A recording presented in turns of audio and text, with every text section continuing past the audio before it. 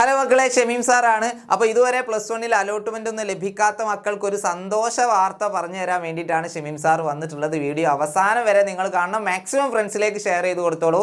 അപ്പോൾ second allotment വന്നതിന് ശേഷം എത്ര കുട്ടികൾ അഡ്മിഷൻ എടുത്തു, എത്ര കുട്ടികൾ അഡ്മിഷൻ എടുത്തില്ല, അങ്ങനെയുള്ള ഒരു കണക്ക് ഇപ്പോൾ നമ്മുടെ hscap.kerala.gov.in എന്ന സൈറ്റിൽ വന്നിട്ടുണ്ട്. ഒരു സ്റ്റാറ്റിസ്റ്റിക്സ് വന്നിട്ടുണ്ട്.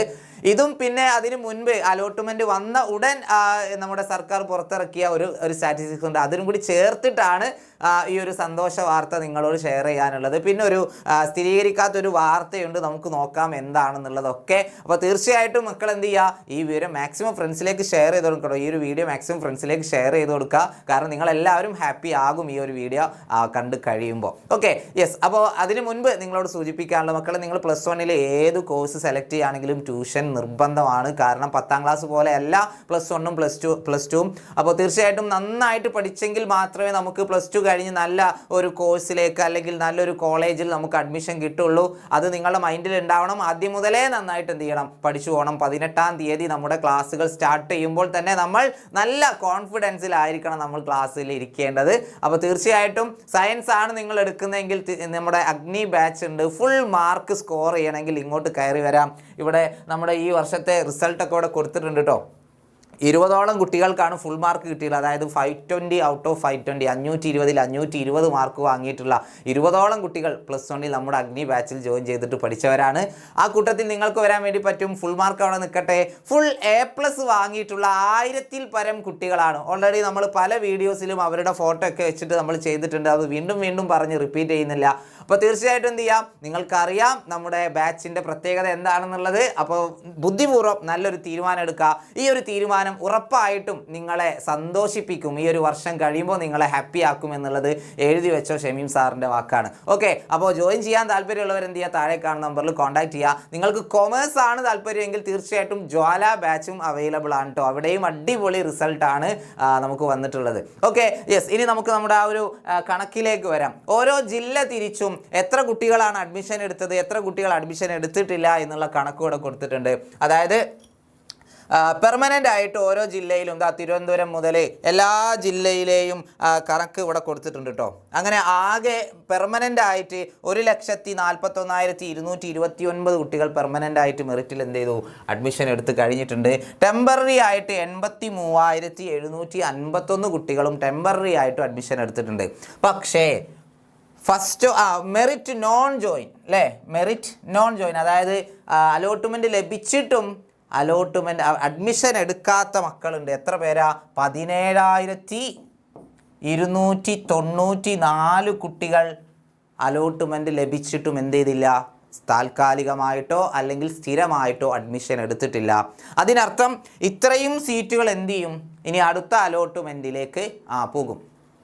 ഇത്രയും സീറ്റുകൾ അത്രയും കുട്ടികൾ പുറത്താവും ചെയ്യും. അതായത് ഈ 17,294 കുട്ടികൾ ഇനി അലോട്ട്മെൻറ്റ് പ്രോസസ്സിൽ ഉണ്ടാവില്ല. അപ്പോൾ നമുക്ക് കോമ്പറ്റീഷൻ കുറഞ്ഞു എന്നർത്ഥം. ഇവർ ചിലപ്പോൾ വേറെ ഏതെങ്കിലും പ്രൈവറ്റ് സ്കൂളുകളിലോ അല്ലെങ്കിൽ മറ്റേതെങ്കിലും VHSCയിലേക്കൊക്കെ പോയവരായിരിക്കാം. ഓക്കെ, നോൺ ജോയിനിങ് ആണ്. അതുകൊണ്ട് ഈ കുട്ടികൾ അവർ എന്താ പറയുക, അറിയാതെ ആണെങ്കിൽ വേറെ നിർവാഹമില്ല, സപ്ലിമെൻ്ററിയിൽ നമുക്ക് നോക്കാം അവർക്ക് അഡ്മിഷൻ കിട്ടുമോ എന്നുള്ളത്. മിക്കവാറും കുട്ടികൾ മനഃപൂർവ്വമായിരിക്കും, അതായത് വേറെ ഏതെങ്കിലും കോഴ്സിൽ ചേരുക അങ്ങനെ എന്തെങ്കിലും ചെയ്തതായിരിക്കാം. അപ്പോൾ അലോട്ട്മെൻറ്റ് ലഭിക്കാത്ത മക്കൾക്ക് ഹാപ്പി ന്യൂസ് ആണ്. 17,294 കുട്ടികൾ കുറഞ്ഞിട്ടുണ്ട്, അത്രയും വാക്കൻസിയും വരും. ഓക്കെ, പിന്നെ ഡിനൈഡ് ആയിട്ട് ഒരു 258 സീറ്റുകളുണ്ട്. അതായത് നിങ്ങളുടെ അപ്ലിക്കേഷനിൽ വന്ന മിസ്റ്റേക്ക് കാരണം 258 കുട്ടികളുടെ അപേക്ഷ തള്ളിയിട്ടുണ്ട്. പിന്നെ സ്പോർട്സിൽ ടെമ്പററി ആയിട്ടും നോൺ ജോയിൻ ആയിട്ടും ഒരു 1,469 സീറ്റുകൾ, 1,469 സീറ്റുകൾ സ്പോർട്സിൽ നോൺ ജോയിൻ, അതായത് അലോട്ട്മെൻറ്റ് കിട്ടിയിട്ടും ചേരാത്ത മക്കളുണ്ട്. ഡിനൈഡ് ആയിട്ട് ഒരു 10 സീറ്റും. ഓക്കെ, ഒരു 10 എണ്ണം.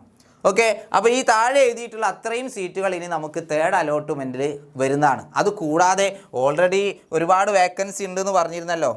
അതായത് ടോട്ടൽ 75,419 സീറ്റുകൾ ഓൾറെഡി എന്ത് ചെയ്തിരുന്നു, സെക്കൻഡ് അലോട്ട്മെൻറ്റ് വന്ന പാടെ എന്ത് ചെയ്തിരുന്നു, വേക്കൻസി ഉണ്ടായിരുന്നു. ഇത് ആദ്യം സെക്കൻഡ് അലോട്ട്മെൻറ്റ് വന്ന സമയത്ത് വന്നിട്ടുള്ള കണക്കാണ്. 75,419 സീറ്റുകൾ ഓൾറെഡി ഉണ്ട്. അതിന് പുറമെ ഇത്രയും സീറ്റുകൾ കൂടി 17,294 പ്ലസ് 1,469 പ്ലസ് 10 ഇത്രയും സീറ്റുകൾ കൂടി അധികമായിട്ട് തേർഡ് അലോട്ട്മെൻറ്റിൽ വേക്കൻസി ആയിട്ട് കിടക്കുകയാണ്.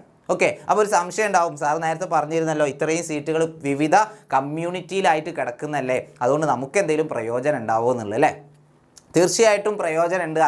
അങ്ങനെ ഒരു വാർത്ത കൂടി വന്നിട്ടുണ്ട് മക്കളെ, നമുക്ക് നോക്കാം. യെസ്, ഒഴിവുള്ള സംവരണ സീറ്റുകൾ മെറിറ്റിലേക്ക് മാറ്റും എന്ന ഒരു എന്താ പറയുക സ്ഥിരീകരിക്കാത്ത, നമ്മുടെ HSCAP ആ ഒരു വെബ്സൈറ്റിൽ ഇത്തരത്തിലൊരു നോട്ടിഫിക്കേഷൻ ഒന്നും കണ്ടില്ല, പക്ഷേ ഒരു പത്രത്തിൽ വന്നിട്ടുള്ളൊരു വാർത്തയാണിത്. ഇങ്ങനെ ആയാൽ കാര്യങ്ങൾ എളുപ്പമായി, ഹാപ്പിയായി, ഷമീം സാറ് ഹാപ്പി, ഇതുവരെ അലോട്ട്മെൻറ്റ് ലഭിക്കാത്തവർ ഹാപ്പി, ഇങ്ങനെ ആവാൻ വേണ്ടി പ്രാർത്ഥിക്കാം. അപ്പോൾ തീർച്ചയായിട്ടും നമുക്കിതൊന്ന് വായിച്ചു നോക്കാം കേട്ടോ. യെസ്, അതായത് +1 പ്രവേശനം ഒഴിവുള്ള സംവരണ സീറ്റുകൾ മെറിറ്റിലേക്ക് മാറ്റും. അതായത് നേരത്തെ പറഞ്ഞ എത്ര സീറ്റുകളാ? 75,419 പ്ലസ് 17,294, 1,469 പ്ലസ് 10, ഇത്രയും സീറ്റുകൾ മെറിറ്റിലേക്ക് മാറാൻ വേണ്ടി പോവാണ്. യെസ്, സംസ്ഥാനത്ത് +1 പ്രവേശനത്തിൻ്റെ 2ാം ഘട്ട അലോട്ട്മെൻറ്റിന് ശേഷം ഒഴിവുള്ളത് 75,352 സംവരണ സീറ്റ്. ഒഴിഞ്ഞു കിടക്കുന്ന സംവരണ സീറ്റുകൾ 3ാം അലോട്ട്മെൻറ്റിൽ ജനറൽ മെറിറ്റ് സീറ്റുകളാക്കി പ്രവേശനം നടത്തും. ഇതോടെ 3ാം അലോട്ട്മെൻറ്റിൽ കൂടുതൽ പേർക്ക് പ്രവേശനം നേടാനാകും എന്നുള്ളതാണ് നമ്മുടെ ഈ ഒരു വാർത്ത. ഈ വാർത്ത സത്യമാകട്ടെ.